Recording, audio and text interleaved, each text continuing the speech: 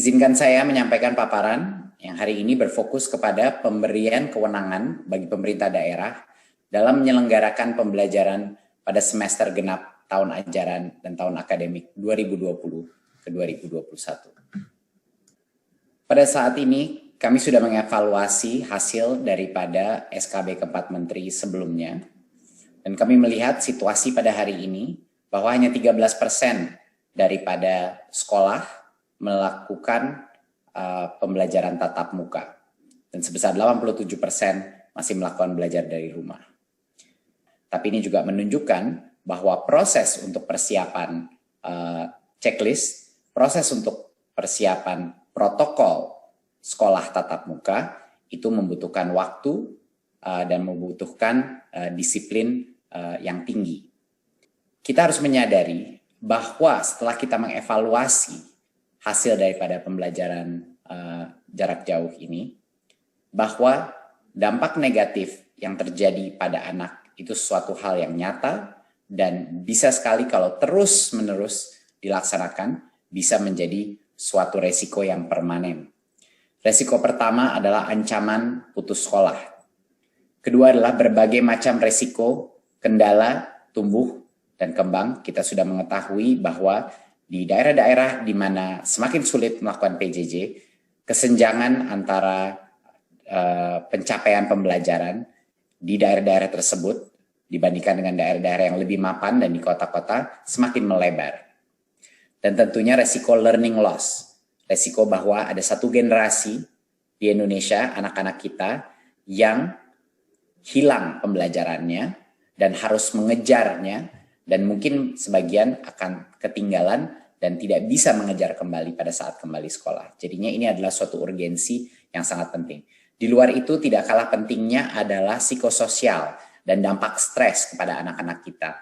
Minimnya interaksi anak-anak kita dengan guru, dengan teman-temannya, dengan lingkungan di luarnya, yang menyebabkan tingkat stres di dalam rumah tangga, baik orang tua maupun anak-anak, meningkat secara drastis. Dan ini akan punya dampak permanen juga kepada psikososial anak-anak kita. Seperti yang kita tahu, tidak ada yang namanya pembelajaran tanpa keamanan, perasaan keamanan dan harmoni psikologis dari anak-anak kita.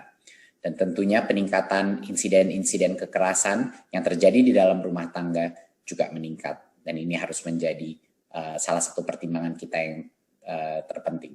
Berikut.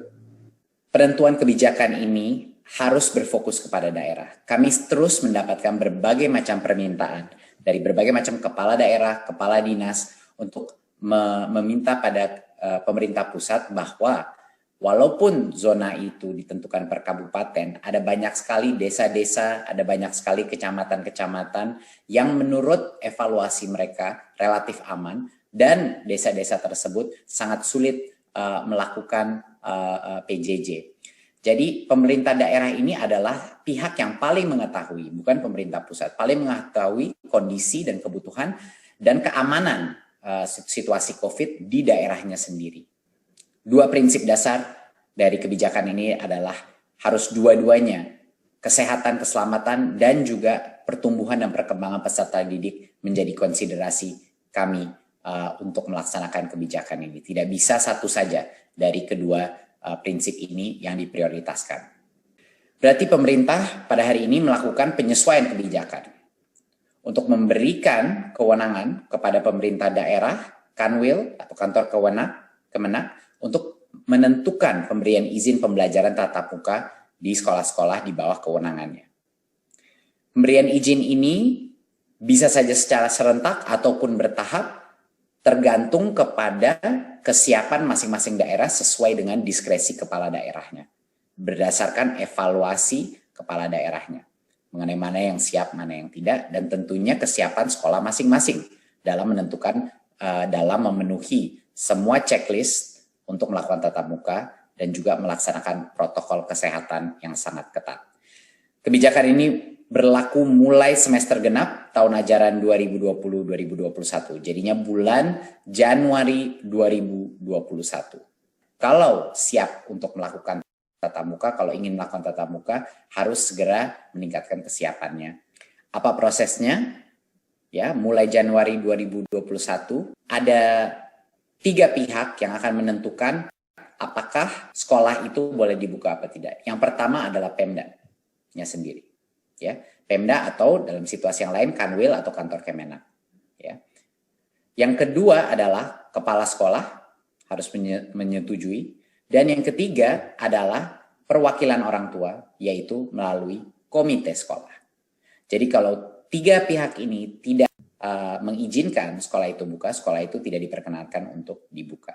Tetapi kalau tiga pihak itu telah setuju, berarti sekolah itu boleh melaksanakan tatap muka. Ya, jadi harus ada persetujuan orang tua melalui komite orang tua, persetujuan kepala sekolah, dan tentunya kepala daerah. Kalaupun sekolahnya dibuka, ini harus saya tekankan sekali lagi bahwa orang tua masih bisa tidak memperkenankan anaknya untuk datang ke sekolah untuk melakukan tatap muka. Ya, jadi hak terakhir dari siswa individu, walaupun sekolahnya sudah mulai tatap muka, masih ada di orang. Dan sekali lagi harus saya tekankan, pembelajaran tatap muka ini diperbolehkan, tidak diwajibkan, diperbolehkan. Dan keputusan itu ada di Pemda, kepala sekolah, dan orang tua, yaitu komite sekolah.